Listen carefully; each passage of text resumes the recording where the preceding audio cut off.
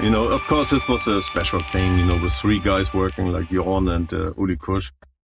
And it was a dream team. And now it's a different situation, but I continue, and I think it's still sounding like MasterPlan. And especially when I heard Rick's vocals on it, like I think he's doing incredible job on that album. Like I think it goes with in the same level of like Kiske and Darius, how he delivers those songs. Great fit. Yeah. Especially Darius, I think. So I went to America, and the first thing I went in the pizzeria the first day, they played I Want Out on American radio. And I was like, oh my God, this band is so famous. It's even in America on the radio. Imagine. Right. Only has a for me, the perfect style of power metal. Bruce was driving with us on our tour bus many times. Oh, okay. He had already this kind of book, learning the big, big planes. Maybe then came this conclusion or decision, changing producer because we needed different sound, you know. Roy Z was working for Bruce Dickinson, and then I think they mentioned, what about Roy Z?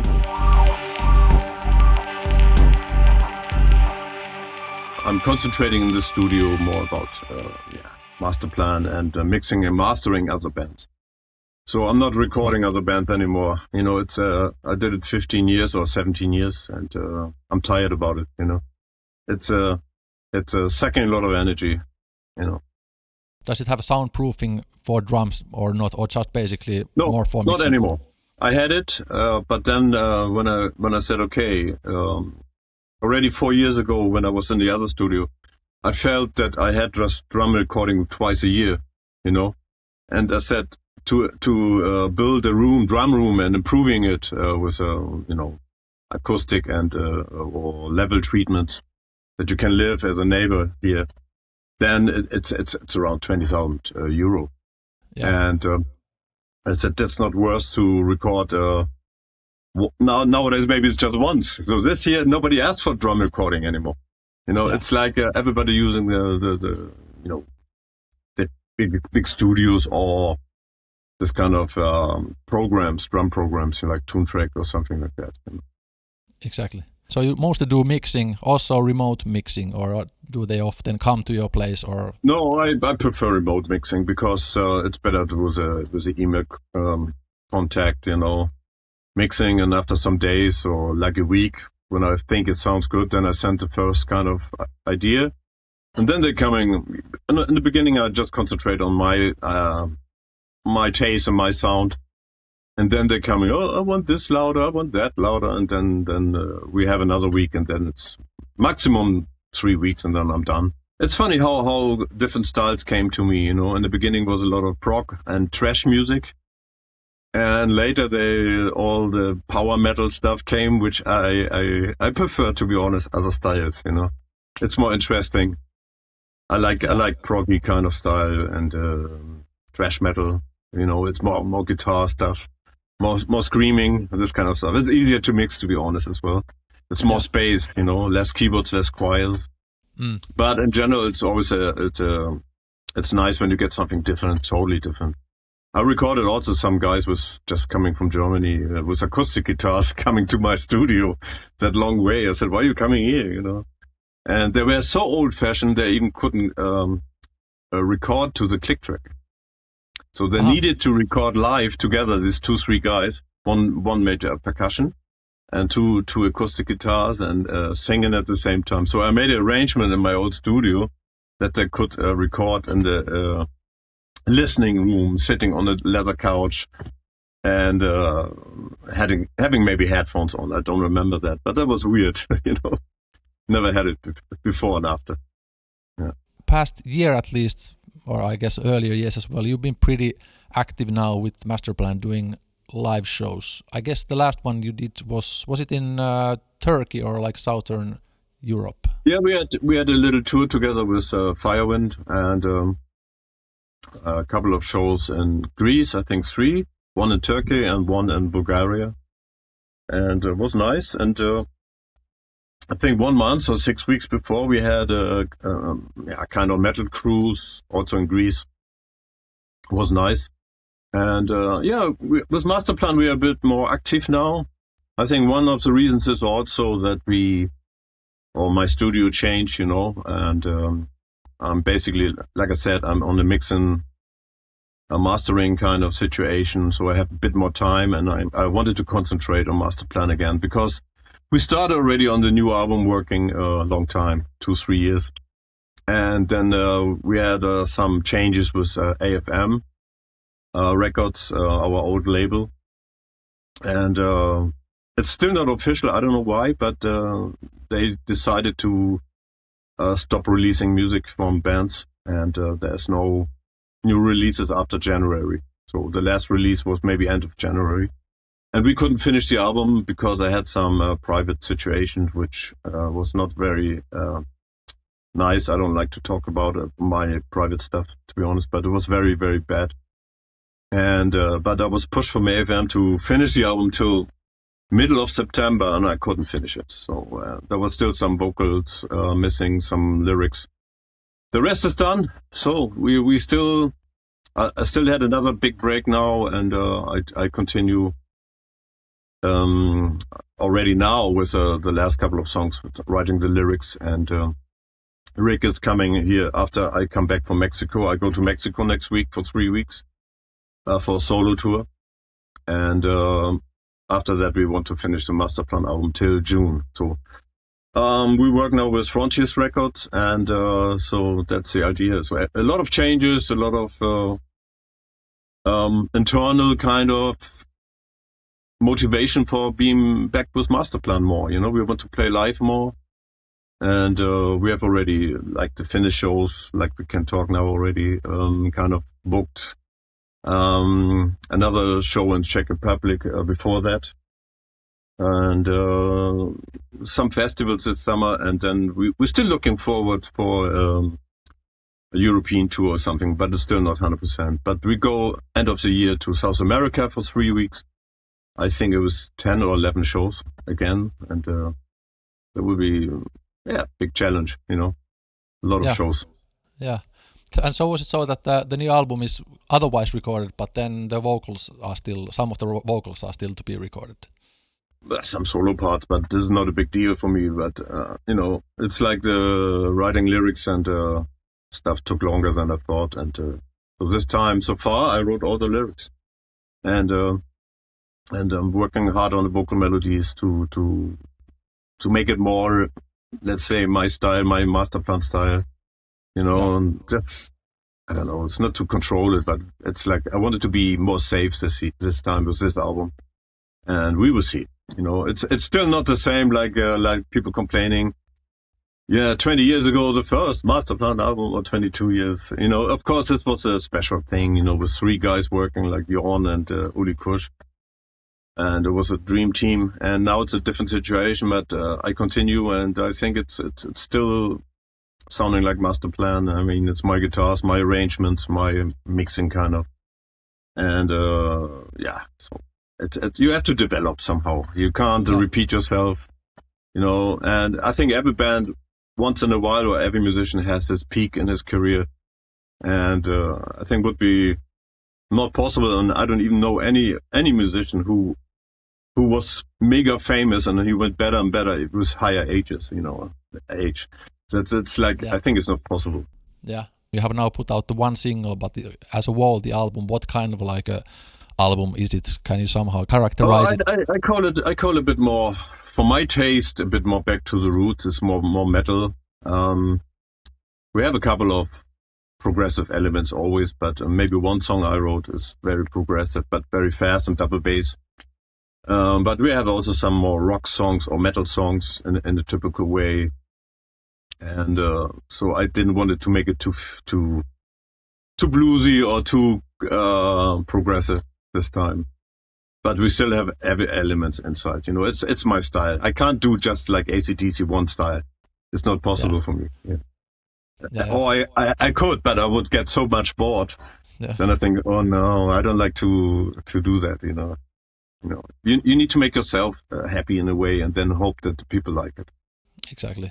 Right. So was it so that it's coming out later this year?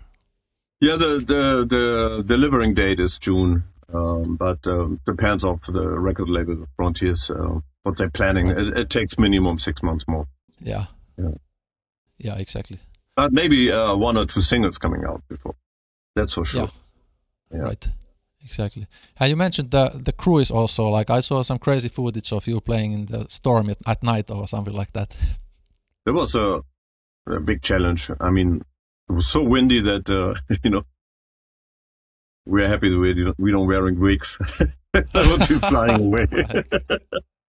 But it was sometimes really difficult with the sound, when the whole wind came from the left and the sound gets to there and the PA gets this way.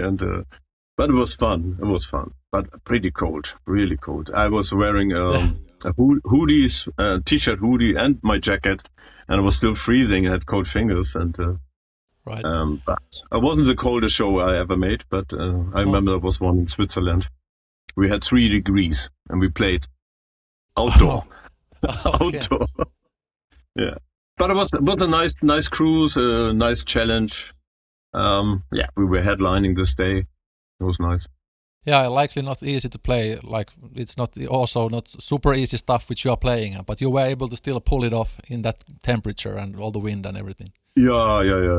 I mean, I'm really glad. I mean, this band is pretty tight live. I mean, imagine this band is not rehearsing together since 10 years. Exactly. Right. So many people get shocked when they're hearing it. How is it possible? So everybody's rehearsing to his own, we call it backing tracks at home. So I play to the click track, and I hear just keyboards and my rhythm guitar from the studio, and I try to copy myself. So that means I play to myself and to the click track. And if something is like bad drumming or something, or the mistake of the drums, I still could continue because I'm not rehearsing this way, like the old school. Of course, if I rehearse now something else, like if I go to South America, I play to also a couple of Helloween songs. And of course, I play to the old records. It's not possible to have these backing tracks because I don't have the original tapes anymore, except Dark Ride. I have it, but not the old albums. And so it's unusual. Everybody's rehearsing at home, and then we play together the first show, and we're always smiling, and works great, Yeah, you guys are so seasoned professionals, so that it works for you guys pretty well. Yeah. If it's a new song, of course, we do this song maybe on the sound check or something, just to get a bit more self-secure. But basically, we're not rehearsing. The last time we did, when the new lineup, when Rick came to the band, and we had a tour, Wacken shows, Czech Republic, Masters of Rock. So we rehearsed in Hamburg 2 days, I guess, or 3 days. And that was the last time. Yeah, that's, I think, 12 years ago. Right, exactly. And you mentioned that you are going on a solo kind of tour to the South America. No, next. Yeah, I did it a couple of times with Brazil. And first time was, I think, before Corona started, like, I don't know, when was it, 4 years? At that time, when I came back from Brazil, and I got it already, this virus. And then last year I went twice again to Brazil, once in the end of January, and then I think in June, July again. So it was really nice. So somehow the people like it there. They hear the different songs, different band lineup, just me as a special guest, and the same is planned in Mexico. So I have musicians which I never met now. I never played with them. So we have 3 days rehearsals, I guess, and then we do 9 shows, and I have 2 alone playing guitar clinics. So it's going to be like a split Helloween, your time Helloween songs and the MasterPlan songs. I think it's more Helloween songs. It's more, I think 70% Helloween songs, mostly of my stuff, and some songs of Uli Kusch, some songs also from the other guys. I think there's no problem to play A Tale That Wasn't Right, or Future World, or I Want Out, something like, or Eagle, But Free. But there will be something people don't hear in the moment. It's like Push. The Dark Ride, Mr. Torture, I forgot the name. Sun is Going Down. You know, it has a different name, but people know the song. And many more, I forgot already, the set list. You know, but this is something special. I really appreciate it. And I don't like to play too many Helloween songs with MasterPlan. I play Time to Be King, Time of the Oath, sorry. And what else? The Chant. Yeah, that's my stuff. But it's like Kai Hansen did in Gamma Ray. He played always Future World and I Went Out, and that's how I do it. But not more. I don't want to play too much of it. Yeah. Speaking of Helloween, is it okay if we go check out some of those things which you've done in your time Helloween? I would love to talk about some of those albums. So you can try. Wait, I'll take some coffee. Yeah, sure. I'm having my alcohol-free beer here. Already? Mm-hmm. Alcohol-free. So it's fine. Yeah. I'm allowed no alcohol. But yeah, they're pretty okay these days, these lagers here. Some in Finland, like they have this Cough Crisp, which I tend to be drinking. I don't like alcohol-free. It always has something sweet. Yeah, they tend to have. Yeah, they tend to have some odd tastes, but these are somehow surprisingly good. Like some of them. Yeah. Okay. They're getting better. I've been using that thing because I like the taste of lager, but sometimes it's not like advice to have alcohol when you're doing work or doing maybe podcasts, at least in the beginning of the podcast. Yeah. Maybe it's not alcohol-free. You're just selling it. Yeah, maybe so. That must be the secret choice. So yeah, so from the Helloween times, was it so that you joined for the Pink Bubbles Go Ape album times? Oh, yeah, not direct. I mean, I was already in the band 3 years before. It took so long to make an album because of there was some problem with the record label and some lawsuit fight. Many things with Noise Records, you know, the old record label. Right. So it was like touring times, and then you had time also to write music for it. At Christmas '88, I joined the band. So before Christmas, I played with them, and they said, "Yeah, you're in the band." And then officially, everybody thinks '89 I joined, but I went already in March to America with them touring with Anthrax and Exodus. And after that, it was a quite long tour, like 6 weeks.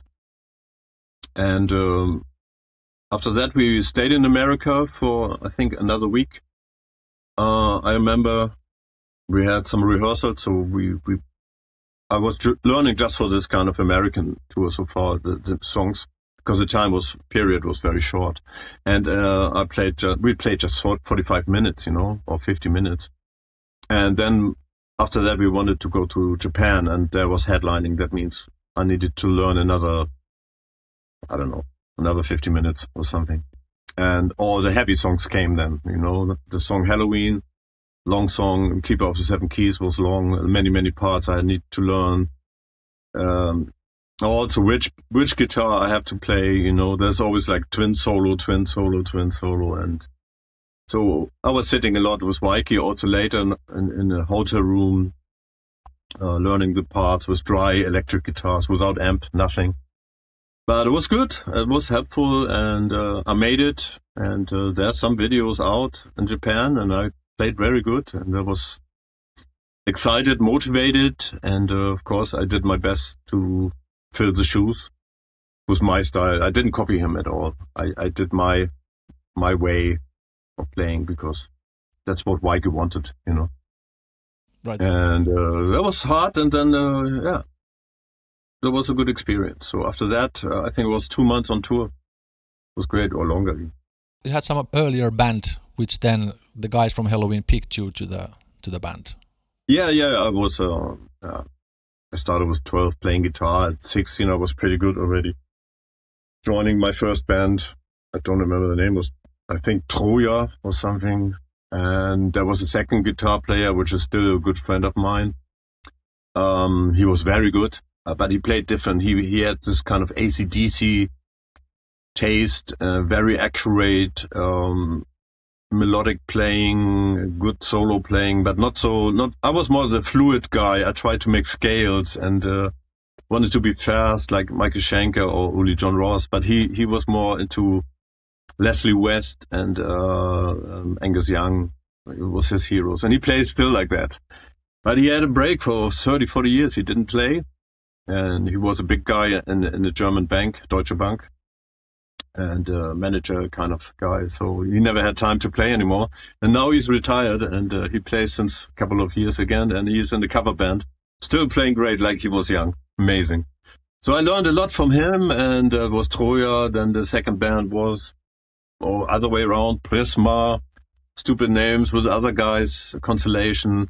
And then people saw me, and there was a band called Bruchgefahr, which means breakable, or be careful, the sticker you put on a when you ship something, you know, this kind of name was it. Stupid name, but it was for free, the stickers they had everywhere. And I watched this band and I said, man, the bass player and singer is so good, and he looked cool, he like long hair, and I found out he had the same hero like me, Mark Farner from Grand Funk. And the other guitar player was amazing as well, and he was half English, Carsten Heyer. So this guy I checked out, loved them, and then they checked me out, and they loved me, and they asked me to join for a new band called Rampage. And that's a band was pretty getting successful. We had a record deal, 2 albums. I think it was 1980 and 82.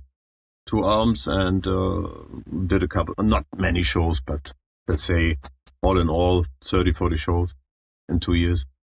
And we were on German TV. There was a kind of a special TV show about the bass player was later cutting his hair and went to the police as a job.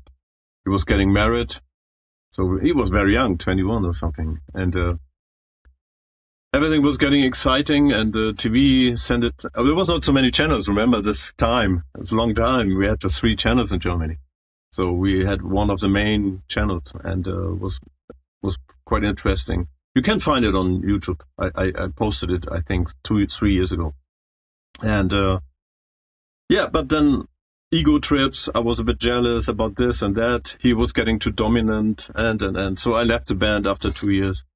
And when I left, right after the record recording and the album was done, I said, I leave now. I don't want, something.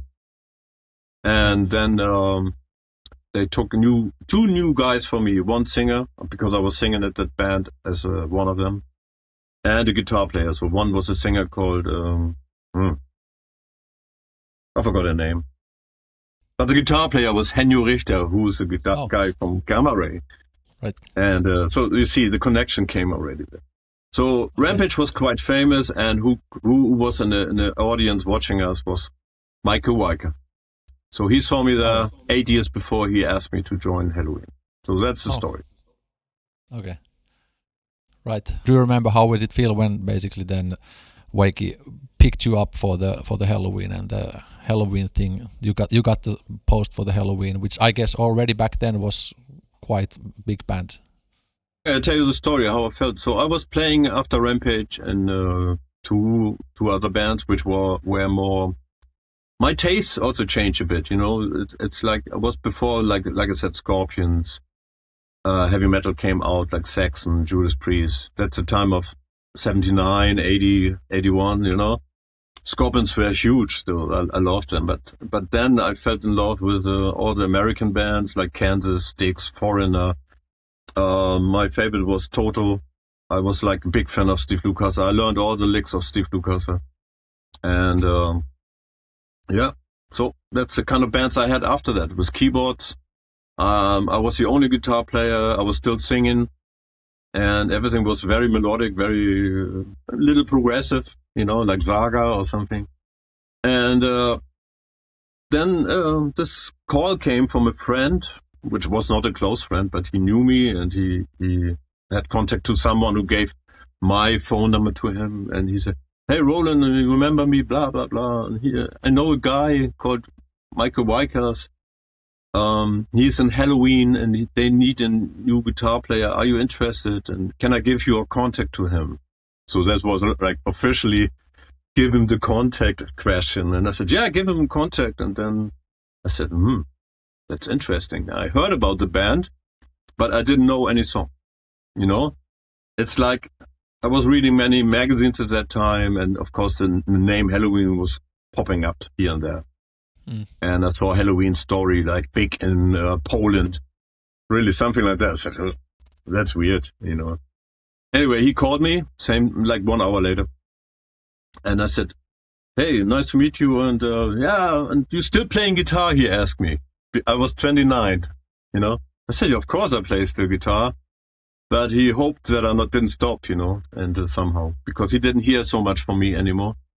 Right. And I said, yeah, I'm still playing. And then I said, yeah, I'm in this band. I'm one of these 2 guitar players. And I said, yeah, I have a magazine. And Helloween was front cover. This magazine was called at that time Fachblatt. It was about instruments and equipment, so test of instruments. So this was perfect for guitar player to read this, you know. But Helloween was front cover. And I said, which guy are you on this picture? He said, the ugly guy. That was a nice kind of cool breaking the border between us. Anyway, so he was very nice on the phone, and he invited me to his home. And you won't believe it, his home was 7-minute walkway from me. Oh, in a big city like Hamburg. So right. I never met him, I never saw him, and he was in the venue watching me playing, but I never met him. And then I went to his little apartment. He lived with his mom at that time. And he had just a little room, like a boy room, you know. I mean, he's a bit younger. He was at that time 26, 27. 26 maybe, yeah. 3-4 years younger. And he played me 3 songs only. Tale That Wasn't Right, the ballad. I Want Out, Future World, and maybe one more, like Eagle or something. And I said, I like it, man. I like it. It's very, very unusual, bit extreme for my taste, because I never heard something like that.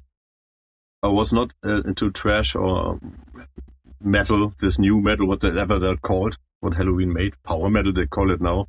But if I listen to Walls of Jericho, this is not power metal, it's chaos for me. You know?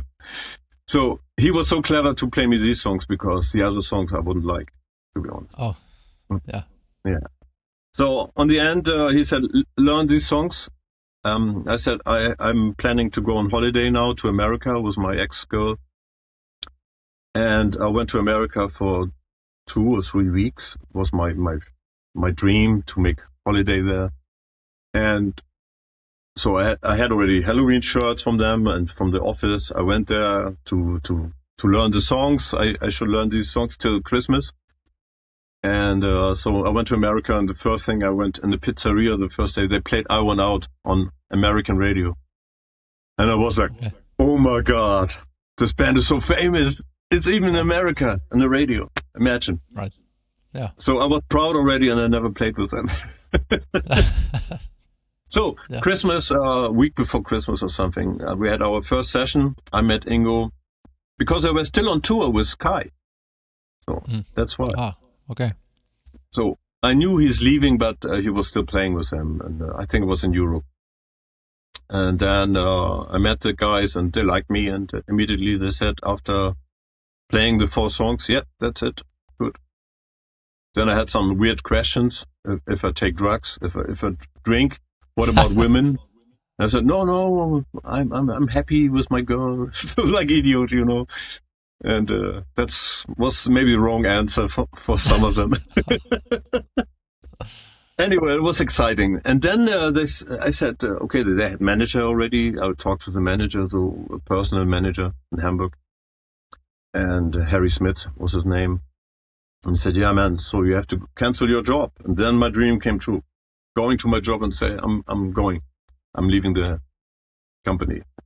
So I was a car mechanic for 12 years. And from one week to the other, I could sleep longer. I could drive with Helloween to photo shooting with taxi. And I was watching, like, normally I'm at work. It was weird for me, really, you know. I mean, if you see, the career started pretty late. was 29. Yeah. Yeah. Can happen still, for sure. And I guess for some even later, but yeah. Yeah.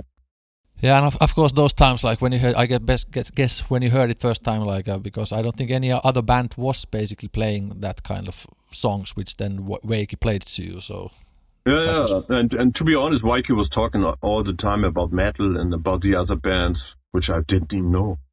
I didn't know Helloween, so it's the music, and I didn't know Running Wild. I didn't know who else was there. So many bands disappeared already. Yeah. Creator, all this stuff, they were already, right? I think at that time. I think so, yeah. And I didn't know any of them. Okay. You know, I was listening to Toto and Foreigner, right. and all my friends are the same. It depends on what kind of friends you have, you know. We had birthday parties, we had totally different music, like Supertramp, this kind of stuff, you know.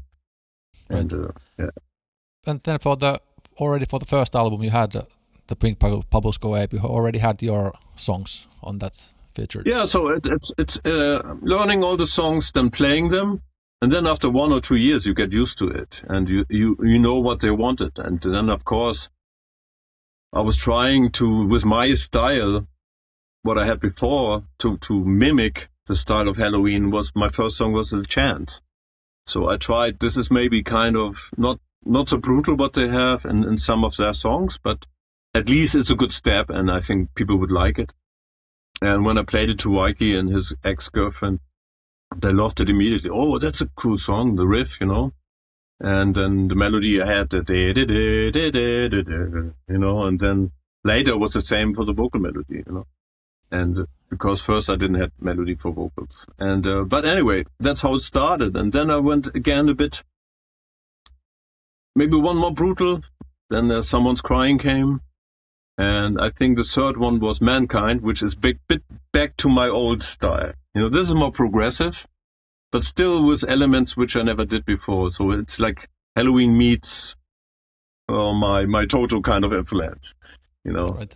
It's a weird rhythm, like da da da da da da da da da da da da ba ba ba ba ba ba. This is not typical Helloween, but people, you know, I teach them somehow my style.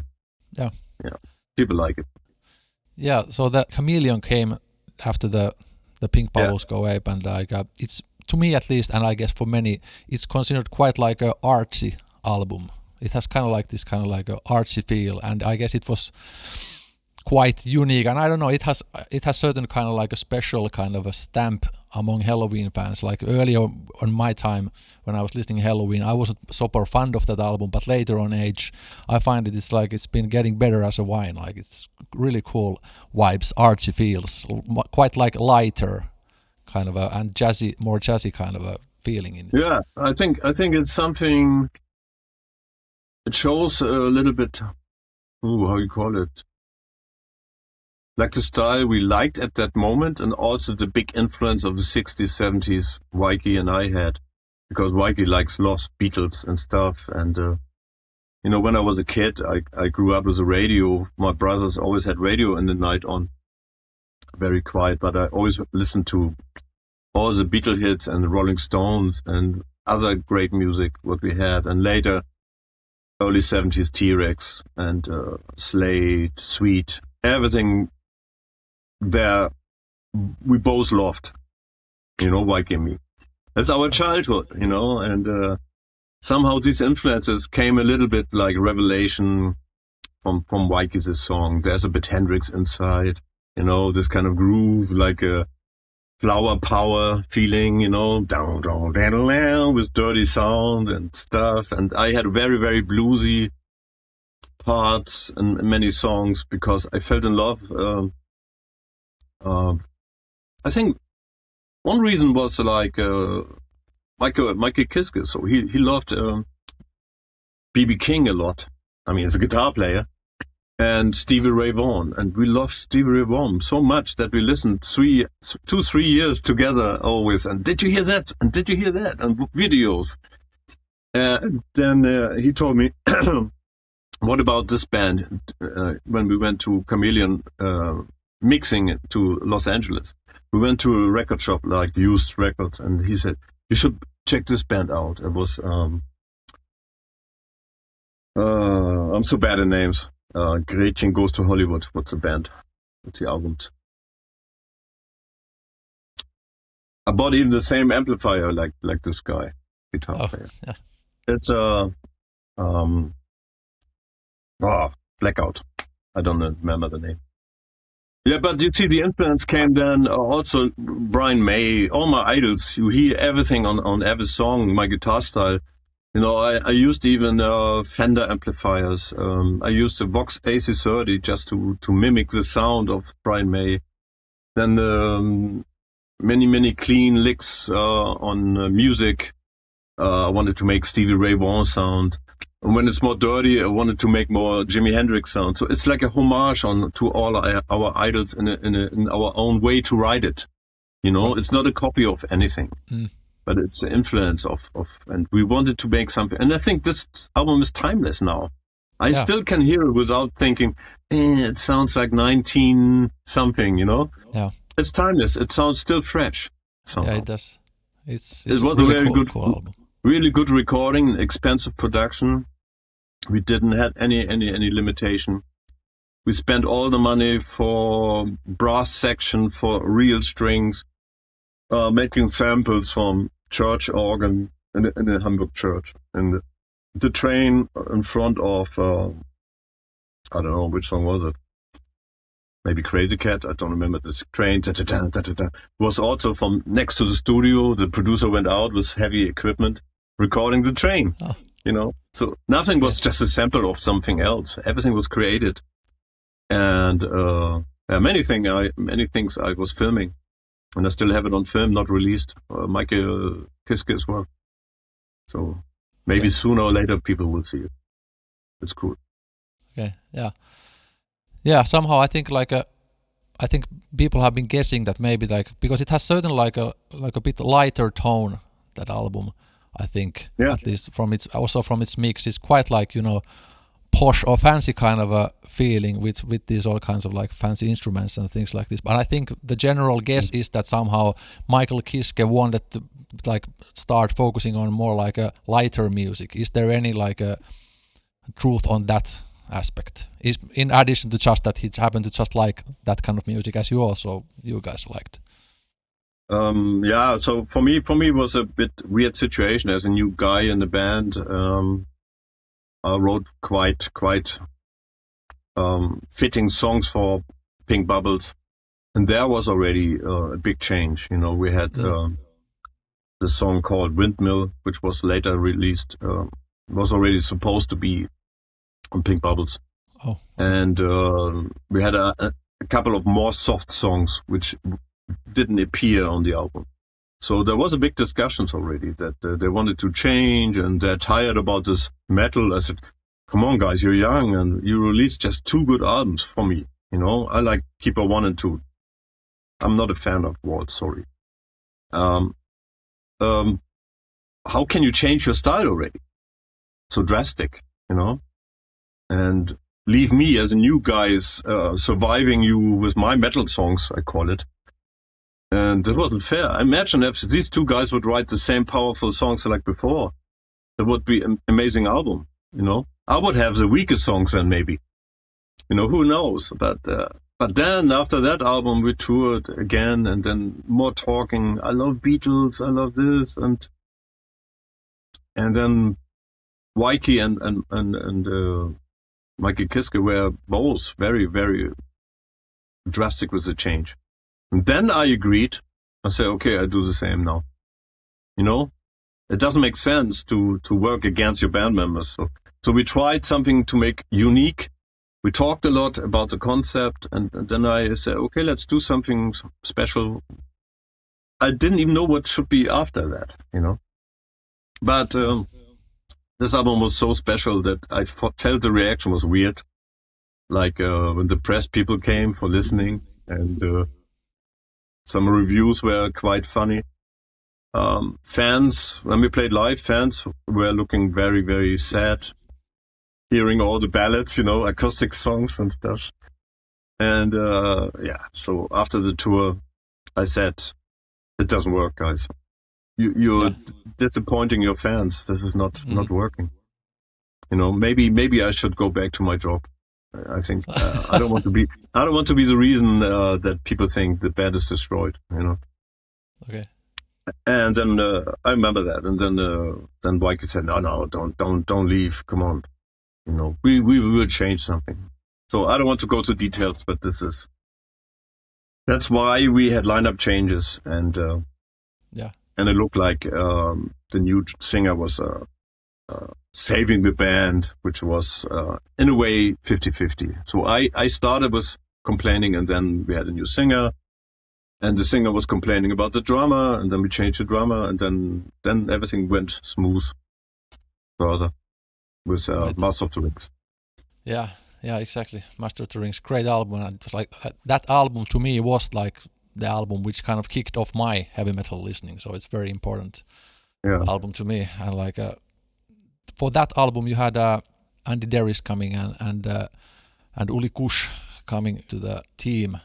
So like, how was the recordings of the Master of the Rings album, and how did it basically feel like having these two new guys in the band to kind of like make another like a coming for the band? Hard to remember, so long ago, but it was good feelings. Yeah, great feelings. We had a lot of smiling, laughing, respectful, because we didn't know each other so well. I mean, you try not to be too close in the way, like, hey, come on, hey, something like that. You still learn, how this guy's reacting, or the personality of my. I mean, we were very close. I mean, Andy Derris was living on my apartment house with my ex-girlfriend, and because we didn't want to spend. We had some money trouble already, so we didn't want to spend so much on hotel rooms and stuff. So he stayed there, I don't remember, 2 or 3 weeks or something. So we were close. We talked a lot, and then in the studio was good teamwork. He was writing very creative, and it was a good time, yeah. Do you remember how did you find the guys? Like how did Derris select to be, and then how did you pick Kusch? No, that was Mikey. Mikey did everything. Mikey fired everybody, and he put the band people inside. Right. Okay. So I didn't have any choice. I was just, are you sure? That's what I asked him. Are you sure? Because I thought after Mikey Kiske, you need somebody who's singing like Mikey Kiske and not like a different style. And but you see, people thought the same like me, like 50-50. But on the end, people like him, so it doesn't matter. Yeah, absolutely. I really dig Derris's voice, and I have this very like a good ability to sing heavy songs, which you did a lot. Then after the Master of the Rings, which studio was that? Which studio did you record the Master of the Rings? I think called Chameleon Studio in Hamburg, if I'm right. Same name as the previous album you had, Chameleon. Yeah, weird. Oh no! It called Chameleon now. At that time, it called Chateau de Pape. It's the owner called de Pape, so it's French, and he made the joke. Chateau de Pape is like a French champagne. Chateau de Pape. Okay. So Pape Studios. It was really good studio, really good. Big SSL there, a lot of great equipment, great rooms. The engineer, the Michael Tibes, he was a cool guy. He was like, I love to work with him always on the solo parts. He helped me. He was not a guitar player, but he had some great Marshalls and Marshall cabinets. And funny thing is, we used his cabinet always because his one sounded better than all the 30 cabinets we had in Helloween. Right. It was funny. But anyway, it was great. And then we had Tommy Hansen. He was working mostly with Mikey and Andy, and I never saw him so much, to be honest. He always trusted me to work with Michael Tibes. So he said, Roland is playing good, so he can do it alone. So that's how he did it. Anyway, it was a good time, creative time. But every evening I went home and the other guys were hanging more together because it's different when you're not in the same city living, you know. Yeah. Did you somehow like feel, because like, but I guess like already Ingo Schwichtenberg kind of like defined the drumming style to Helloween, and then Uli Kusch came, who I guess is still more even technical than was the Ingo Schwichtenberg, and like I think he fit in really well. Do you remember, was there like certain like impression when he came to the band that like this guy is able to play anything? So, and I guess still the drums went more busy when Kusch came to the they're more busy, more swinging in a way of the right hand or the cymbals or something. I don't know. Uli has a for me the perfect style of power metal, you know. Yeah, he makes every song better with the drums, which is not so easy for every band, you know. But somehow he has something special. I think it's the right symbol, kind of this bing ding ding ding. It's swinging, and it makes a stupid power metal song even more happy, you know, or cooler, right. You know.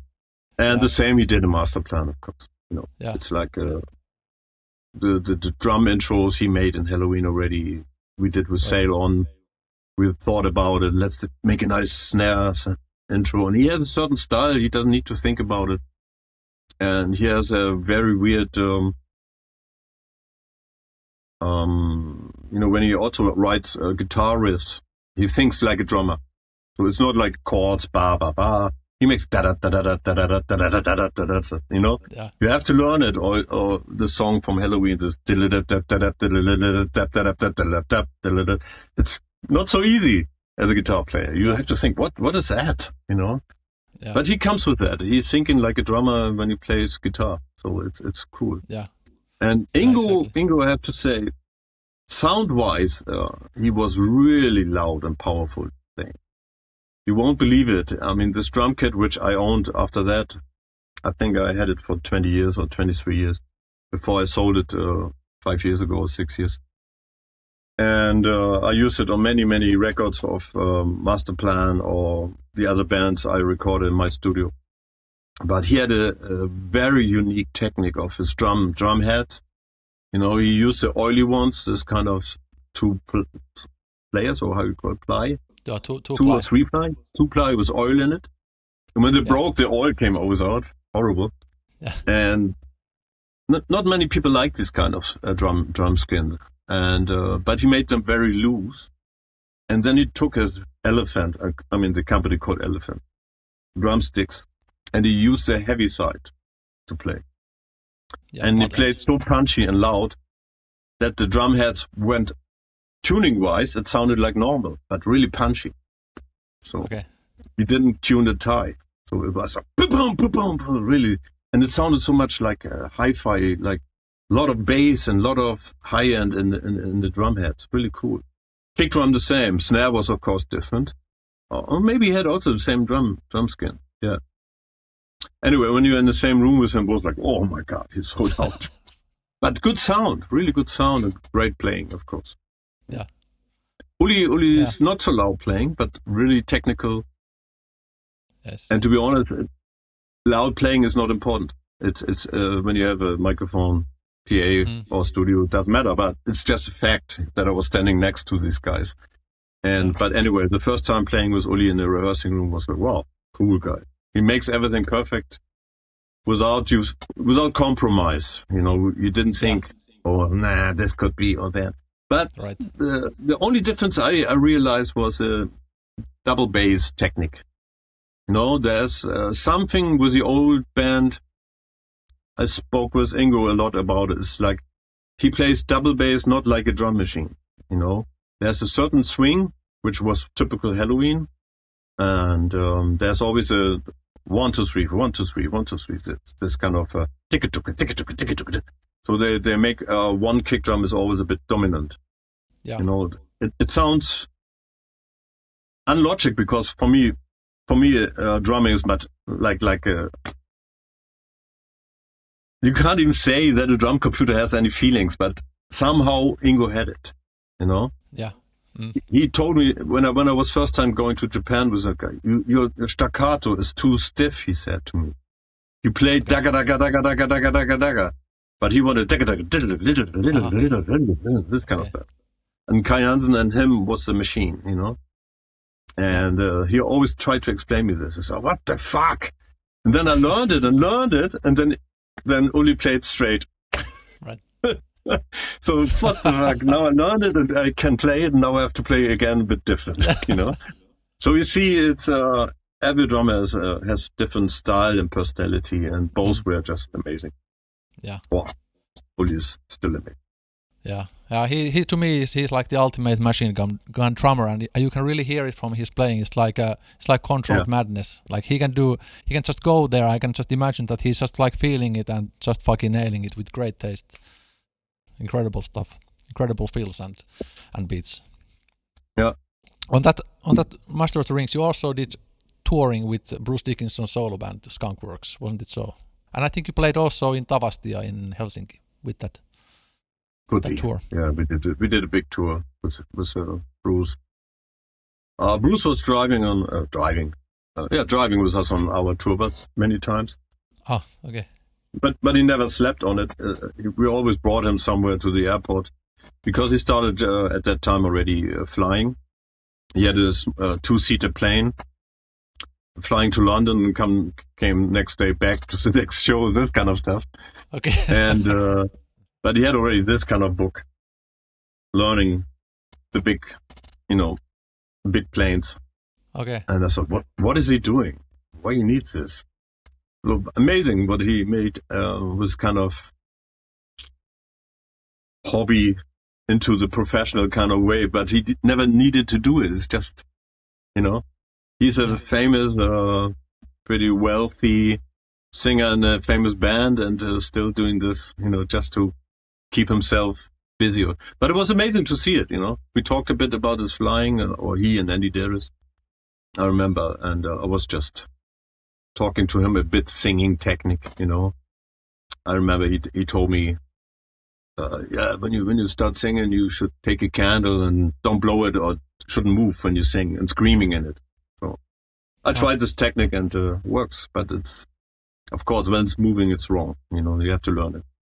But this is little stuff I remember, so we talked about little details. And the rest of the band, we didn't have much contact. They were a bit crazy. The bass player is nice. I still have Chris contact Dale. with him, but Chris Dale. Yeah, Chris, and we played also 2005 in Brazil together with Bruce Dickinson and Renato Tribuzzi invited us. He's a Brazilian singer, I think. He's not playing live anymore. But it was a great show with Ralph Shapers, Matt Sinner, Roy Z, me, and myself, and it was good memories. Right. Yeah. Right, and then after the Master of the Rings, the Time of the Oath. I think this album's even not the best sounding for my taste, but from the songs, I think it's my favorite of this kind of style.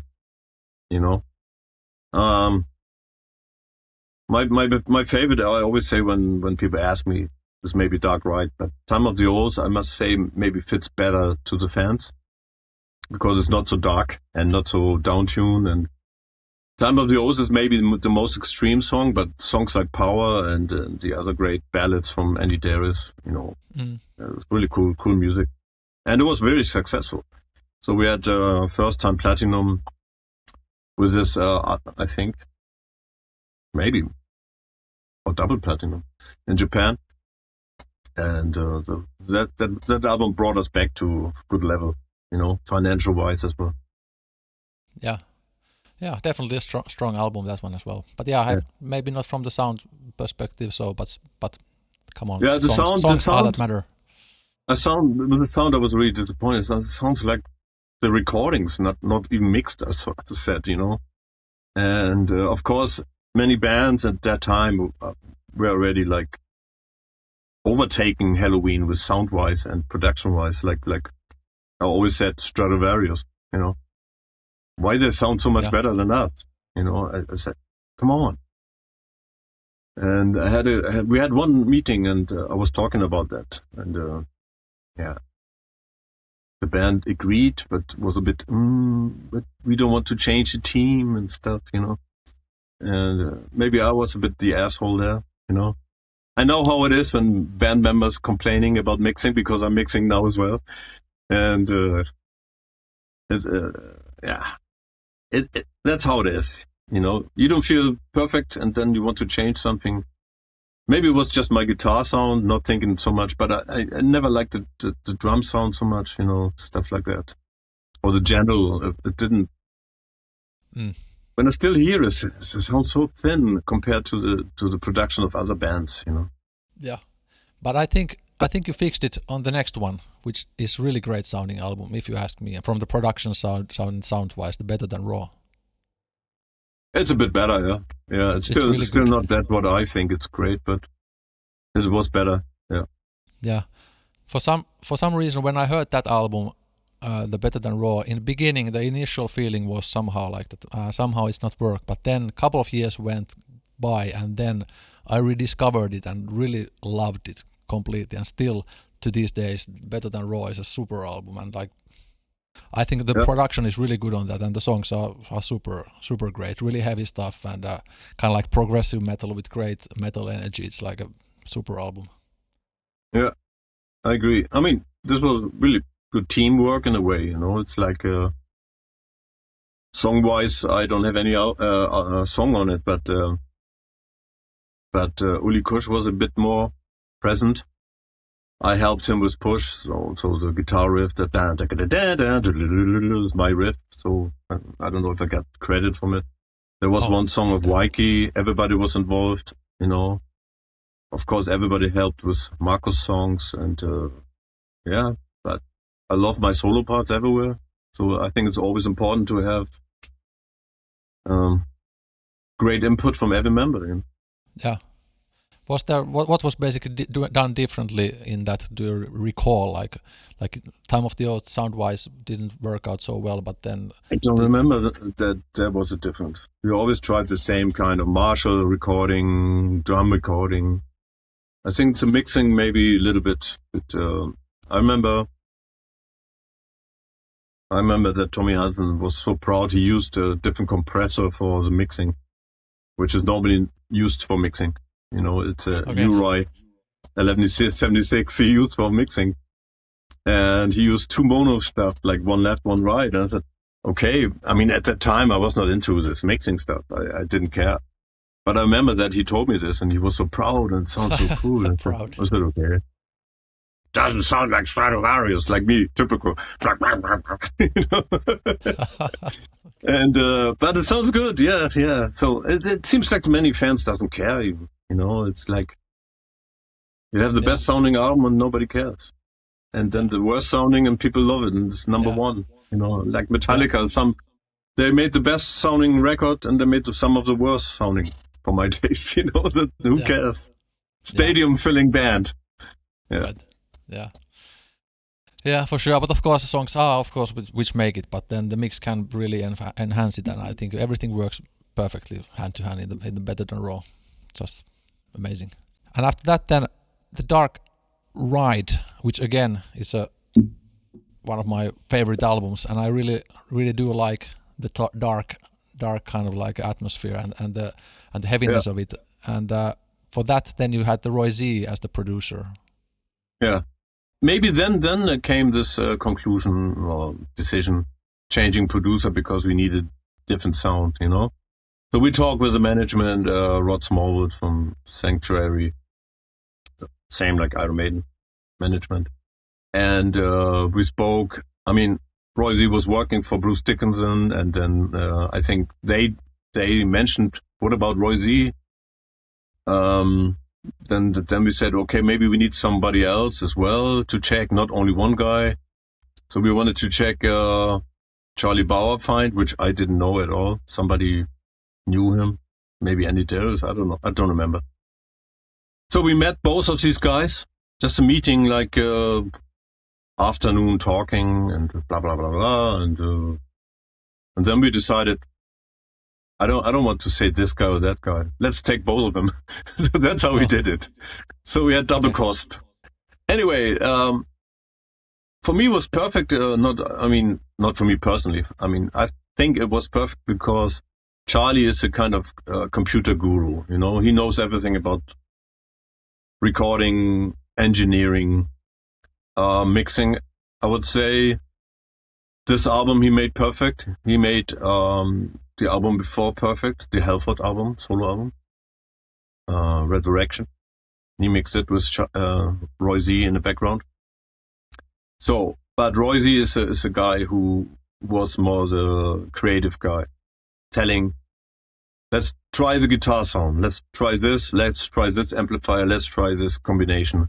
So he was responsible for the guitar sound. And for the dark production ideas, he was responsible. The down tune. To be honest, Helloween played half step down like Hendrix did, or Yngwie Malmsteen, or whatever, many famous guys. But we never played so low down, you know. We had drop D, of course, sometimes.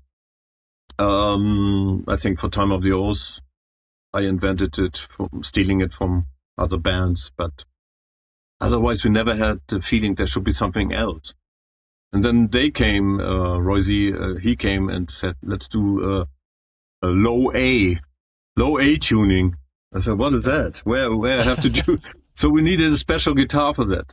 Yeah. So he said, you don't have a 7-string. Nobody knew how to play 7-string. I said, no, I don't want a 7-string. And then he said, okay, let's do this trick. Do you have any good guitar, like a Les Paul, fat sounding? I said, yeah, I have one. And it's not a Gibson, but it's from Boris Domager.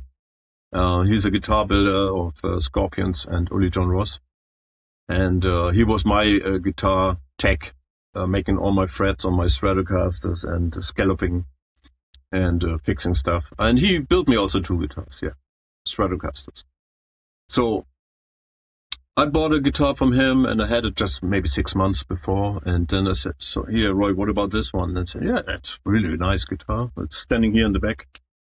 And so we did this trick instead of 7-string for the low tuning. We replaced, we took a normal 6-string guitar set, left the high string away, put it 1 position higher. So we started the E on A position, you know, and tuned it like a normal guitar. And the low string was from the bass guitar, 65. Was stainless steel, so it sounded better. So I bought a couple of extra strings from the bass, for the bass, or I had it at that time from Marcus. And it sounded incredible. So since then, I left this guitar with this kind of string, how you say, constellation. And if I need a down tune, I use this guitar only. And this guitar, never was changed. I never put normal strings on it anymore. Okay. So it's great. So we play a 6-string guitar, but we have this heavy tuning. Right. And it sounds amazing. Of course, that's a production influence of Roy. And then we did it on every song. It was even If I Could Fly or whatever, like a poppy song. But with this heavy down tune, everything sounded cooler somehow. And otherwise, some of the vocals, of course, change. I mean, you can't go so low. If you go too low, I think even Andy was singing then octave higher than normally you would in the normal tuning, you know. But then it sounds still nice relaxed because of the very, very heavy down tune. Right, yeah. And I fell in love with this tuning. But then when we started MasterPlan after that album, I did it just on Bleeding Eyes. And I loved it always on 1 or 2 songs maximum, not the whole album. Okay. Right. Yeah. Was it? I have to still ask that. Was the drum recordings like in analog or digital? Like in the Better Than Raw, for example, was it analog or already digital stuff? Do you remember? No, it was all Pro Tools. Okay. I think the last if we had I don't remember. Master of the Rings was maybe the last analog. Right. Yeah. So then after the Dark Ride, you guys decided to put up the current band, the MasterPlan, and I recall that you had some like a solo record idea plans with Kusch, or did you have it already kind of like on side to have it on side of Helloween, or where did that idea come from? Yeah, we talked about it on tour already, and I said to Uli, yeah, I will do another solo album maybe, after this tour. And I'm not sure if I said, but I don't want to make this English style anymore, this kind of neoclassical, I had a big passion for this and it was fine. I loved it. But somehow I felt it's time to make something different. And so when I started writing songs, I was already Bleeding Eyes. I was writing with this heavy tuning. I think I fell in love with the style of Dark Ride, so I was inspired by that, And I wanted to continue with more of this kind of songs, more, something fresh, more open, more low tuning, something like this and that.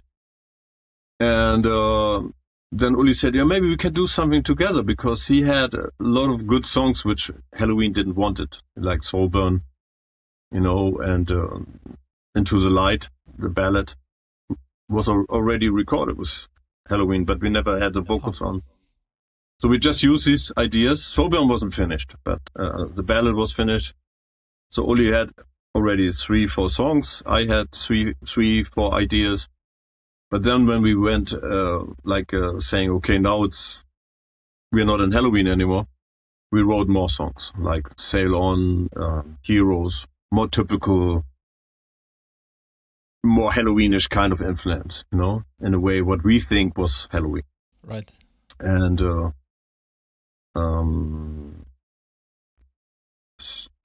Spirit Never Die, this kind of songs, Yeah.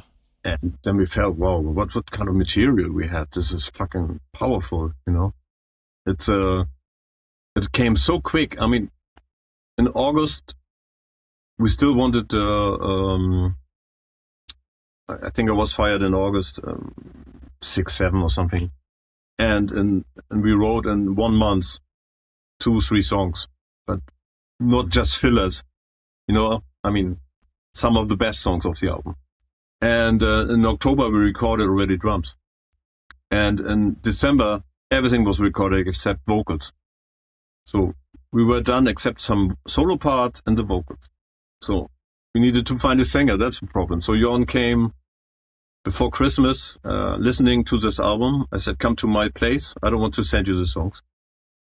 And we recorded drums, guitars, bass.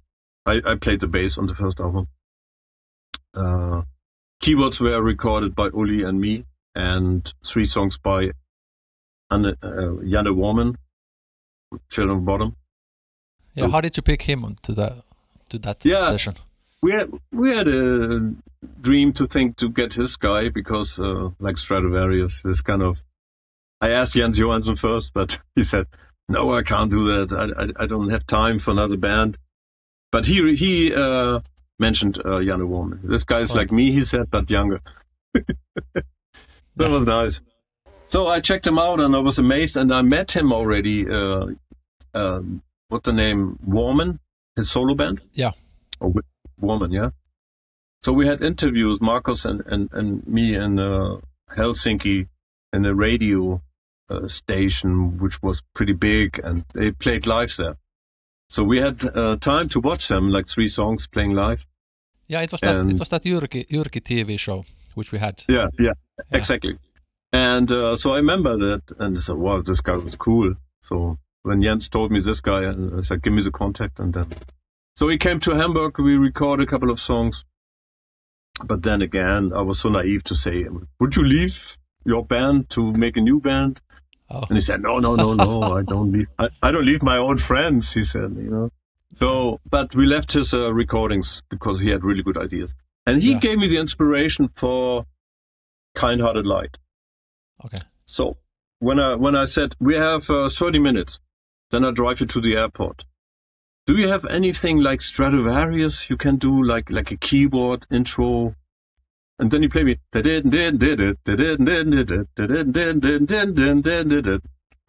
I recorded on my mini disc or maybe in the computer.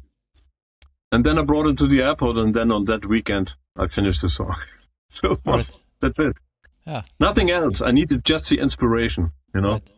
Yeah, sounds like that went pretty smooth. I have that Jyrki TV show on my secondary channel. Also, that Wirman Roman performance, and you guys can be seen with Markus in the footage. It's on the YouTube. Sitting there, yeah.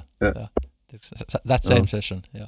That TV show was really, really great. It's a shame that we don't have it anymore here, but I think it worked really much as a part of like hyping, the heavy metal in Finland, to have that kind of TV show where people could come and like all the artists get heavy featured. metal was so huge in Finland when we were there. The record label and this and that. Oh my God, so many bands came from that time. I even thought about making a solo album, asking Finnish record label to do something. So powerful it was from that time. Yeah, exactly. So did you say that the drums were recorded in then for that by Uli at that earlier studio which you had? Yeah, in Hamburg, yeah. It was in my garage. It was a small room, I don't know, 5 by 5 meters, not so high. Sound was not the best. Really naked walls with some foam on the side. Okay. But there was one big bass trap. The guy who built me this room in a room, so there was no contact to outside because we had neighbors. It was still loud somehow. And then the roof of this room in the room was a wood construction with filled with sand. Sorry. Okay. But he made on the end one bass trap like this big, filled with foam, like really nice dry. So on the end, I needed this bass trap to get at least a good guitar sound. The room itself, I couldn't find any good sound. I was frustrated, and then I searched with Andy Sneap, I think 5-6 days for guitar sound.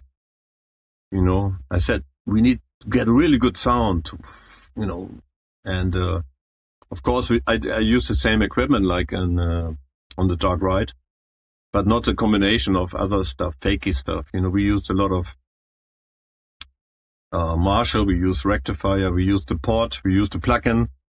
There's like 4 or 5 signals to get one guitar sound. And in my studio, we used just a rectifier. So that's it. Okay. But with the bass trap, I made it. So the sound went inside and didn't come back. So there was no phase cancellation. Right. That was perfect. Do you happen to have any like video footage of those recordings of that album, like the drums in the old studio somewhere? Looks horrible. It looks like I was covering also the cabinet with some stuff from the garden, like the seating stuff, It looks horrible. But doesn't matter. That worked. Makes it even more unique. Yeah. And then it was mixed in Finvox, right? Yeah, it was supposed to be mixed by Andy Sneap as well. And I went to England to his old studio. It was not really professional looking. It was in a part where his father's company, some room he had there. But he mixed some great stuff there already. Some I think was Testament already or something. Okay. And but somehow MasterPlan, we had keyboards, we had choirs, and he was not into it. He was like, I don't know. I couldn't hear the keyboards. Where are the keyboards? Where are the overdubs? I made so many little detailed guitars, all the harmonies, vocals from Jorn were in the background, very far away, or he muted it even. So he's making perfect sound, drums, bass, guitars, like for thrash metal and all this stuff. At that time, now he's brilliant doing Dream Theater, Imagine. And but then I said, okay, I was there, and I sent always the mixing part from the day to Uli. And Uli said, nah, I don't like it. Something's wrong with my drums, or this, or that. And then we couldn't find a consens together and agreed it's great or not. We were very insecure. We wanted to make the best album possible because we're out of business. We need to come back, Right. And then of course I remember the Finvox, all the Stradivarius mixings and other bands, which I like. And so there's some stable sound coming. So I went there, and Andy wasn't so happy, but he understood, Yeah. And then I came back. Everything was paid by me, by the way. All the production. We didn't have a record label. I spent all my money I had left, and it was like it was still D-Mark at that time. I think it was 50,000. So I spent mixing. So we didn't have the budget to bring Jorn or Uli to the mixing and stuff, or the flights and hotel. Right. So I was, everybody trusted me. And I came back with a mix, and then Uli was there in Hamburg and coming to my house. Let's listen. So we listened in the kitchen, not in the studio, in the kitchen, some little speaker, and he said, sounds good, but I don't like my drum sound. Typical. Yeah. Totally unhappy with the drum sound. It's like horrible, You can't make it to everybody perfect. Yeah. You have to make a decision. I love it. And of course it's not the best drum sound maybe, but I see the whole picture, and the whole picture sounds great, Yeah, exactly. And, and people loved it. So that's the key, Right. That's how it came. Exactly. Yeah, it's wild to think because like the Finnvox, it used to be like I used to live there. I was like in school at that time. It was pretty near there, and I remember kind of driving with my friend in the car and hearing Enlighten Me as first time and really digging it like near Finnvox. I had no idea like you had for example like visited very near there that Finnvox building to mix it. I had no idea. It's wild to think. Small world. Yeah, I had a hotel walkway, always long time walkway, 40 minutes one direction. Oh. And of course, snow, rain, And but I remember one day Janne Wirman came and visited us, me in the studio with, of course, Mikko, Camilla, and it was nice. So I think I have one picture with him hanging out there. Right. Okay. Yeah, and you have recently released some 20th anniversary DVD of live stuff from that. It was funny because. When the band started and touring the first time, we did support for Hammerfall. We had the chance, the end of the tour was in Gothenburg to record, the show. And the team of the filming team said, we're here, we're paid by Hammerfall. Maybe you're interested to get filmed as well. Of course, then that makes their life a bit easier. And we paid just not small amount.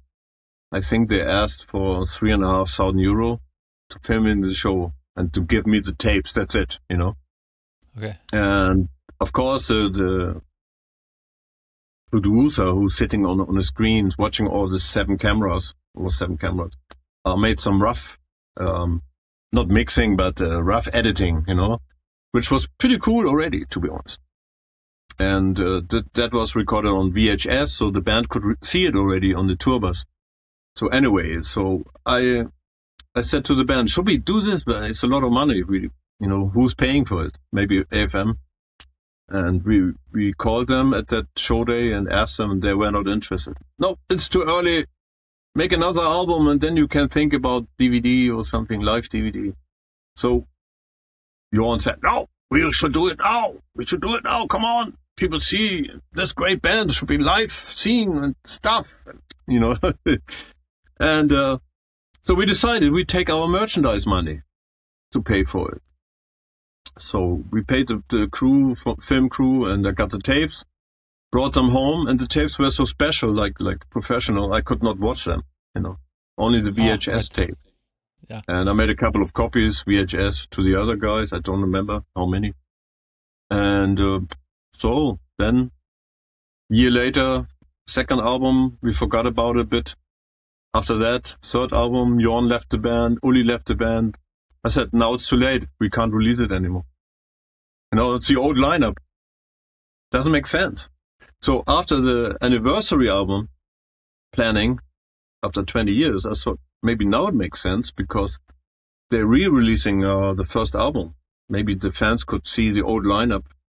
And that's why I was talking to AFM and said, can you release it as well? And they said, yeah, that would be great. But can you pay for me editing and mixing it?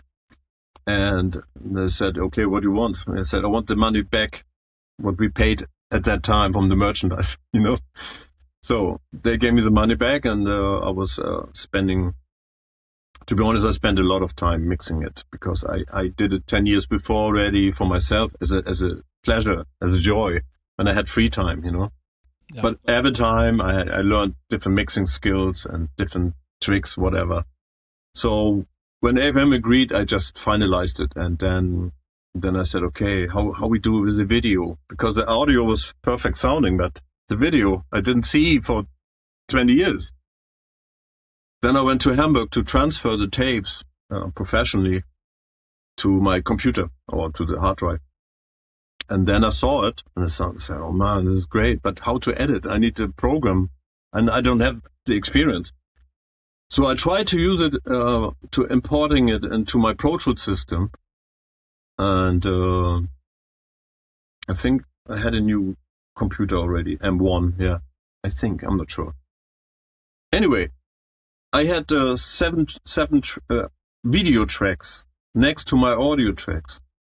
And I was playing, like cutting this piece, and I watched every track, and I watched the best parts of each guy in the band, or the total stuff. We had two cameras total, audience and front, whatever. And somehow I mixed it like audio. So I took the pieces of video and took the best parts. When something was not in sync or bad looking, I took the other guy, this kind of stuff. Yeah. And so it worked. And that's the way you do it. I never did this before.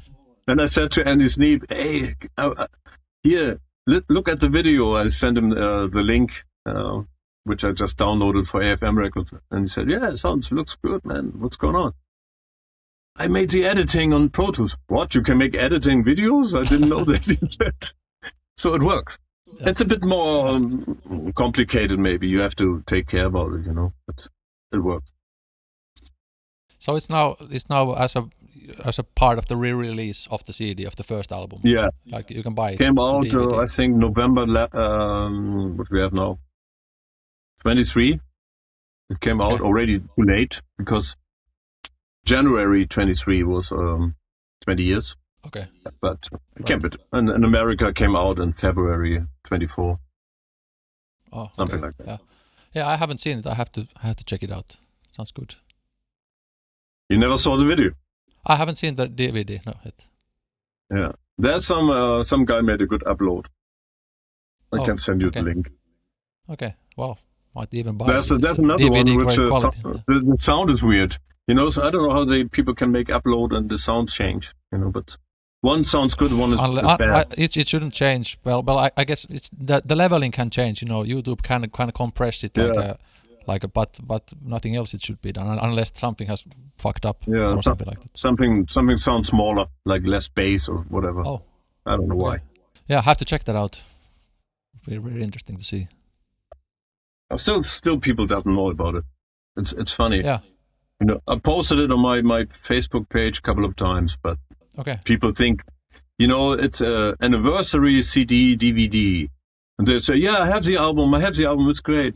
No, I'm not talking about the album, it's a DVD, watch it. Right. People don't know about it, they don't get it. It's a live performance. Yeah. And there's, of course, it's not on YouTube, but there's also another DVD part, private, behind the scenes. So it's like 45 minutes. Right. Backstage, we're doing bullshit, talking, introducing Hammerfall guys, the crew members, making fake interview, Uli, Jorn, and me. And the guy who filmed it was my ex brother-in-law. And so he's also a professional filming guy, but the camera was an old, how you call it, C-tape or whatever that name is. Yeah. Anyway, this tape has sometimes like a glip every 10 seconds. So this is not so professional. Yeah. But it's maybe my mistake because this should be transferred professional as well. But I put it in my computer and said, fuck it. People will love it. Yeah. It's private. It's really cool to see us. Yeah. 22 years younger. Yeah, exactly. Yeah. I have to check it out and put links to this. Once we put it out, this podcast, I have to put links to the description so people can check it out. Yeah. And so then, from after that was the Aeronautics. How do you pronounce it? Aeronautics album. That was then the last one with the Kusch and Lande. And then you had the MK3 album after Jorn left. MK2. MK2. Sorry. that album. And then after that, Jorn came back still for one album. Time to be king. I just try to, how you call it in English, to make him happy somehow to come back, because I missed him dearly. For me it was a perfect combination with him singing. But Mike DeMeo on MK2 has a great voice. He has some good kind of quality, of course. He's a great singer. Yeah. But live I felt a bit, oh, come on, this is too soft, not metal anymore, because he came from a rock kind of band, Riot, this kind of, he's not this kind of metal guy, and somehow it didn't work. Okay, yeah. You can say about Jorn. Jorn is maybe also not a metal guy, he's a rock guy, but somehow the combination worked for me, and I tried to please him, that's the word I was looking for, to please him to come back. But he said, please, if I come back, we should change the style. So we should make everything more like adult sounding, not this German metal stuff in a bad way. He's saying it. He doesn't like so much double bass songs and the staccato or fast, metalish. So he wants more this kind of progressive elements we had, or the nice songs like bluesy, like Bleeding Eyes, or like on the first album, the ballads stuff, really cool stuff. We had always discussions which should be on the album, which not, and he always wanted the bonus tracks on the album, and I said no. I want the metal songs on the album. Anyway, on the Time to Be King, I pleased him to come back, and I made this compromise to write the songs more in the direction that he will be happy. And then when it came out, I loved it. For me, it's more an adult sounding MasterPlan album, not too far away from the first two, but a bit more straightforward in a rock direction. And but still great. I love it. Yeah, I think it's a strong album, and especially, for example, Far From the End of the World song, like maybe one of my favorite MasterPlan songs. Really cool stuff. Yeah. Really been digging that. So after those albums, then Rick Altzi came to the picture. So how did you pick up Rick? Yeah, I was in contact with Rick already, I think 3 years. And the next album was already written, and I was contacting Jorn, and Jorn didn't answer, and was weird. So I never had a response to my messages. Okay. And he knows about it. I can talk about it. We're laughing about it. It's like that's how he is. Okay. He said to me some years later, I never left the band. I'm still in the band. I never fired him. So it's like he never responded to the messages, and I just said my last message, "Oh, Jorn, it's so disappointing that you're not answering, but I think we have to continue with the next singer then." Okay. Yeah. He never answered. Anyway, so I talked to Rick, and then, I heard at that time a new video song from Advance, and I liked it. So he also developed, so I felt he was getting better. And he sent me demos already 3 years before. And we kept contact, and that's it. And I said, this sounds great. I sent you one song, I said, please sing it, like we did it with Mike DeMeo and many other singers as well. And it was a bonus track from Aeronautics, I guess. And there was an instrumental version and a singing version. And the instrumental was easy, of course, to sing on the top and copy the style of Jorn or whatever. And so he sent it back, and it sounded great. So we didn't check any other guy, and that's it. So we had then very spontaneous. I said, the album is written. Can you come to me, to my studio in Slovakia? We worked very hard on the melodies and on the lyrics together. I don't know how long, 3 weeks, and then 2 weeks. And then everything was done, recorded, and yeah. Yeah. That's and then it. also at some point then Jari Kainulainen, a Finn, came to the band as a bassist. Oh, yeah. He was doing in Evergrey at least at one album, and then I don't know what happened, but then you picked it to your ranks. He also contacted me. If you ever need a bass player, please let me know. I'm a big MasterPlan fan, he said. So I said, okay, man, but we don't need. But when we need it, I was just writing him, hey, we need a bass player now. Are you still available? Of course, he wrote me. He was so happy. So that was really easy, you know. Yeah, easygoing guy. Yeah, and a great bassist for sure. Most recent, like full release, the PumpKings thing with the Helloween songs we recorded, which you did. I was really impressed when I heard it, like, and especially when I heard Rick's vocals on it. Like, I think he's doing incredible job on that album. Like, I think it goes with in the same level of like Kiske and Darius, how he delivers those songs. Great fit. Yeah. Especially Darius, I think. And, you know, when he sings Dark Ride or Time of the Oath, it sounds like it's written for him. You know, it's perfect. Yeah, really surprised of that. And also, like, I think it's a cool combination of so varied type of songs, like, you know, Music and Step Out of Hell, Escalation 666. Really cool album. Yeah, it's something like people, of course, they always want negative news and asking why you did it because of the reunion. I said, no, I was planning this for 2-3 years already. And the album was done already, recorded before the reunion news came out. Of course, there were some rumors, which I heard, but there was nothing official. Yeah. But when the album came out, then of course the reunion was starting. And the idea was, since we were taking out of the band, Helloween, Uli and me, then they never played any song of mine for more than 20 years. And then I realized after a couple of years, I said, why they don't play any?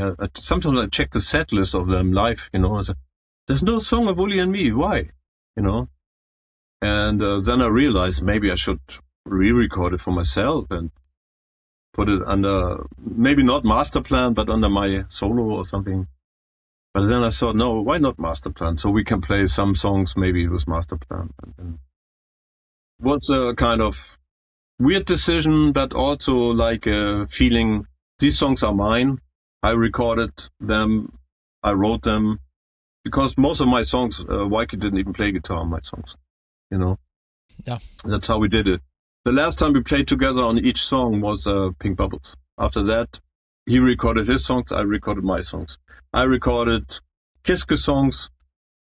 He recorded many times Darius songs. I recorded other Darius. It was like 50-50, but not together, you know. It's sometimes easier and quicker to work like this and not to copy the other guitar player, what he has to do, you know. Then of course, at the rehearsals for live, you have to do it, and it worked fine. But that's how we did it, and so for me, it's just to bring my babies home to the family, you know, which people appreciating it and playing it live and not keeping it dead. You know, people can enjoy it only on CDs and not hearing live material anymore. That's weird, you know. Yeah. And, but still, some really stupid fans were acting like, you should not touch them. They're like Helloween songs. They're not Helloween songs. You know, many songs are written before Helloween, you know. Yeah. Step Out of Hell or Music, and these songs written with Rampage. It's just rearranged new lyrics and some stuff, you know. Yeah. It's like, why I can't do it, I said once in an interview, when Kai Hansen can play always Future World with Gamma Ray. You know, I want out. So. And also, like, we're able to hear some of those songs also when you're now coming to Finland in May for the club show tour. We are going to be hearing some of those PumpKins songs as well, in addition to the MasterPlan. Going to be grand. What was the last time you were in Finland? You played some, like a South Park festival, I think, previous time, and you did also with the Dimeo on vocal some club tour with Saxon in Finland with MasterPlan. Yeah, but Saxon must be 2007. Yeah. And this festival when was that? I think it was 2015 or something like this in Tampere. 15. Maybe. So that's the time when I met the first time Helloween, and talking to them. Ah, okay. All right, yeah, they played on the same festival, right? Yeah. They arrived, we just finished, we came back to the hotel, and then I saw them, they were running away from me, like idiots. Really? And then I went behind them and said, what's going on? Why we can't talk, And then I talked to them 3.5 hours or 4 hours, and the only guy missing was Sasha. He was in the room. Okay. And I thought everything was fine, just talking about family, wives, what they did, but of course, some small talk, everything. Then I met them, I think 6 months later in Slovakia. I went there to the concert because I thought it was fine to meet them. But there was always this kind of distance, not the feeling like I'm welcome. Yeah. Only Marcos is always fine. That's a great guy. Yeah. Outside of the music context, or is music kind of like everything kind of which you are focusing on most of your time, or is there some other stuff which you also do outside of music as like a hobby or interest point of view? Not much, no. No. Yeah, music feels... There's no time. As a musician, there's no time for hobbies. Yeah. I'm a lucky guy. I can live from music since I joined Helloween. And of course, you're coming to the age of, where normal people retire already and thinking about stuff. But it looks like I'm getting more busy in the moment than before with other stuff. I mean, I did 15, 17 years, I said it already, producing other bands. Many people thought I left the business or something. But I was busy with recording and mixing and producing other bands, but now I'm back to focusing on MasterPlan. We have a new record deal with Frontiers now. We have to deliver many albums now, so for the next years, and also solo album. So I also signed a record deal for solo album. Okay. So after MasterPlan, I'm working on a solo album. And I also want to sing again. So I always had the passion. I started with singing and playing guitar, but then I was never allowed to sing in Helloween, except one bonus track or some little parts. Then I did a solo album. Then the reviews were so bad that I did a break for singing for many years. Then I said, now I can say fuck it. I want to do on a solo album what I want. And I want to go back to this kind of guitars. I can say Fender. I don't make it so neoclassical stuff, but I want to play this. I love the sound of Strat. Yeah. This was just repaired. I had some bad frets when I was on a trip to Hamburg, and so I have many plans to see everything. When I make a solo album, I don't want to sound the same like MasterPlan. So it should be different sound. Maybe more basic, more metal, more Stratocaster, more faster solo playing maybe again. Like Apachean, some classical styles here and there, but not this arrangement of songs like too much classical. I don't want to copy Yngwie anymore. I want maybe more bluesy, rock bluesy like Gary Moore or whatever. I have just ideas, and some songwriting started already, but which I kept but didn't fit to MasterPlan. So, I want to improve my singing still, so I still maybe will sing on the end of this year, and when the stuff is written and lyrics are written. But I have to deliver also till March next year. So that comes out maybe 6 months later, something like that. It's always they need a long time to releasing albums nowadays. When we released the mastering tracks or mastering tape in the past 20 years ago, it was coming out 3 months later. Bang, Yeah. But now you're waiting. You have to release 3 songs, like videos and songs, and then the album comes after 6 months. Yeah. And I said, why it takes so long? Because nobody's doing anything special. Everything is internet now. Everything is podcast, and promotion is like whatever, Instagram, Facebook, this stuff.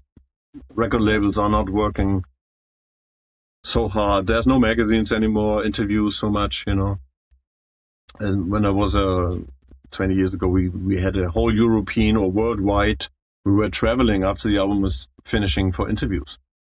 Going to Japan for 1 week, just interviews. And now you get one call, maybe that's it. Yeah. Everything changed. It's like quicker and not so intense anymore. Yeah. The Finnish tour, which is coming in May, what could you say that what kind of shows those will be, those club shows? What can the people expect who are coming to see the show? Some great playing and good fun. We always like to be very, very not typical metal in a way. I don't like to be so stiff and thinking on stage, watching my guitar. I want to communicate with people. I want to have fun with people. I want that they sing along. It's like, for me, it's a kind of party time. Seeing smiling musicians and having fun together and smiling fans, And sounds a bit cliche, but that's what I learned in Helloween, to be honest. That's why, I always try to be in the vein of this kind of genre, not taking everything too serious, If you make a mistake, just smile about it and nothing bad happens, and then it should be a great show. We will always try to play the best of our stuff. Some stuff we mentioned already from Helloween. And sometimes people writing from Spain or whatever, they play always the same songs. It's like, I said, yeah, but if you play the first time in Turkey or in Greece, why we not play the best songs? Why we should change the set list just because you're reading the song set list in Spain? It's like weird, isn't it? Yeah. So we might have maybe one new song already on it, or we have already from last year. It's the new song, right? And maybe another one. Maybe we have recording in March, end of March. We're recording maybe the first video already from the new album. I mean, second song. But for the new label, this is the first one. And I don't know if it's already out at that time, but yeah, we can play already a new song. Yeah. But I don't like to play new songs when the album's not out, and then people, what is this? I don't know the song. Yeah. So it's better to have one of the best of songs and people can sing and enjoying it, because Finland didn't see us for many years. Yeah, exactly. And then a select of Helloween PumpKings tracks are coming. Yeah. Each show. Like I said, for my taste, the best kind of Roland Grapow Helloween songs. I'm not playing Future Wood, don't worry. Yeah, looking very much to hear those songs. Of course, the MasterPlan classics with Rick. What I've been hearing from the live stuff on YouTube, his voice fits really well on the MasterPlan stuff, and also as mentioned earlier in this podcast, the PumpKings songs. So it will be really cool to see that thing and a full set in a club kind of setting. So very much looking forward to those ones. Yeah, I hope a lot of people coming and we will have fun and meet and greet after the show. Maybe so. Would be cool. Alrighty, I think we could be wrapping it up for this part, the official podcast segment. True. So thanks, man, a lot for doing it. And keep on doing what you're doing, and from my part, being a big inspiration songwriting wise as well. And as a lead guitarist, been really always digging your stuff in the Helloween and now in MasterPlan times. So thanks a lot for this. Thank you. Makes me always scared to get compliments. Yeah. I still believe that people like it so much. So. Thanks, man, for coming, and we'll see you in Finland in May. Thanks a lot, and see you soon in Finland. Take care.